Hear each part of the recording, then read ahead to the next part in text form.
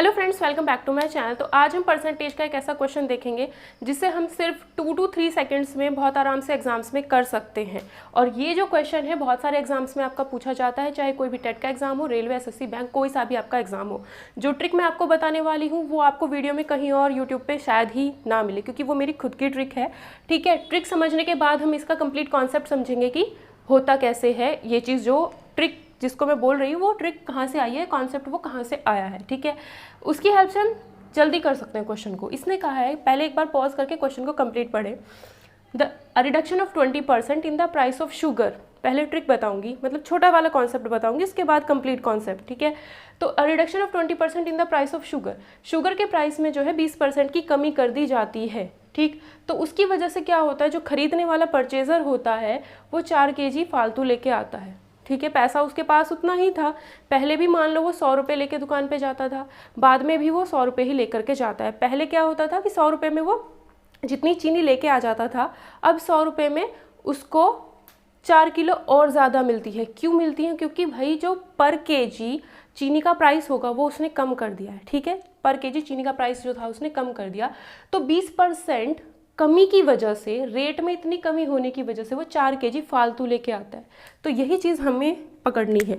ठीक है, तो 20% कमी होने की वजह से वो 4 kg ज़्यादा लेके आता है। भाई जब आप रेट कम कर दोगे किसी चीज़ का और पैसा आपके पास अब भी उतना ही है जितना पहले था, तो जब आप रेट कम करोगे तो उतने ही पैसे में आप ज़्यादा चीज़ लेके आओगे या नहीं लेके आओगे? लेके आओगे। और ऐसा क्यों होगा? क्योंकि आपने उसमें कमी की है, पैसे की क्या की है, रेट की कमी की है। तो अगर 20% रेट कम कर दिया जाता है तो 4 kg आपको ज़्यादा मिलता है। ठीक, तो मुझे क्या चाहिए? मुझे चाहिए 100% कि अगर मैं 100 का 100% ही कम कर दूँ रेट, अगर मैं पूरा का पूरा रेट ही कम कर दूँ तो क्या होगा? तो मुझे 100% चाहिए, तो मैंने इसको 5 से गुना कर दिया, तो इधर में मैं 5 से मल्टीप्लाई कर दूँगी, तो ये हो जाएगा 100%।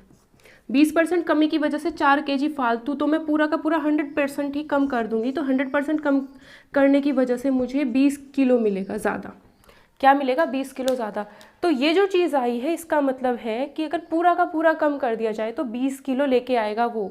ठीक है, मतलब जितना भी पैसा उसके पास था उतने में वो जब कम कर चुके हैं, फर्स्ट टाइम में नहीं, 2 बार वो दुकान पे जाता है, एक बार जाएगा, दूसरी बार जाएगा, तो ये वाला जो वैल्यू निकल के आती है सेकेंड टाइम की आती है। किसकी? सेकंड टाइम की। पहली बार गया वो, ठीक है, तब तो रेट में कोई कमी नहीं थी। जब वो दूसरी बार जाता है तो रेट जो है उसका थोड़ा सा कम कर दिया जाता है। ठीक है, तो जब थोड़ा सा कम कर दिया तो 20% की वजह से 4 kg ज़्यादा मिलता है। तो हमने कहा कि 20% नहीं, 100% ही कम कर दो। तो 100% अगर हम कम कर देते हैं तो 20 kg मिलता है। तो ये जो 20 kg वैल्यू आई है ये सेकेंड टाइम की वैल्यू आई है कि वो जब दोबारा, जब रेट कम कर दिया जाता है उसके बाद जब वो दुकान पे चीज़ लेने जाता है, चीनी लेने जाता है, तो वो उन्हीं पैसों में 20 kg लेके आता है।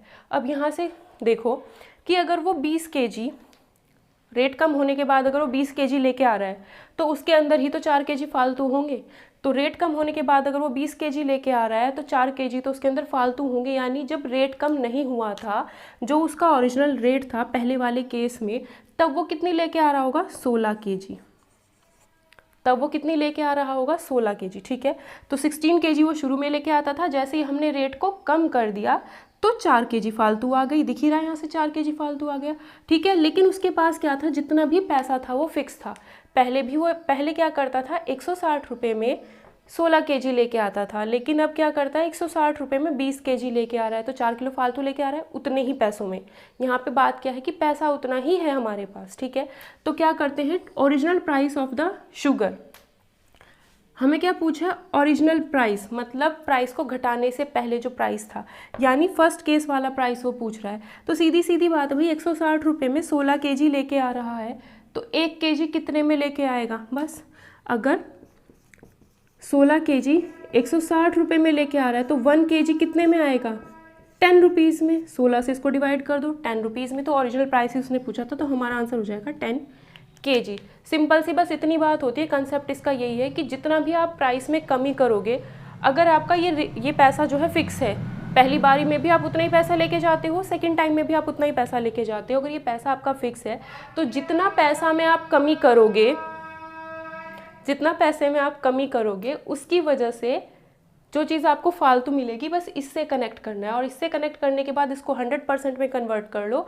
100% में कन्वर्ट करने के बाद यहाँ पर जो वैल्यू आती है वो बाद वाली आएगी कि रिडक्शन किया था तो रिडक्शन है, इंक्रीमेंट किया होगा तो इंक्रीमेंट। तो ये जो बाद वाली वैल्यू आएगी ये हमारी पता चलेगा कि बाद में हम कितना लेके आ रहे थे। तो 4 kg फालतू था तो इसमें से 4 कम कर देंगे तो 16 kg वो पहले लेके आ रहा होगा।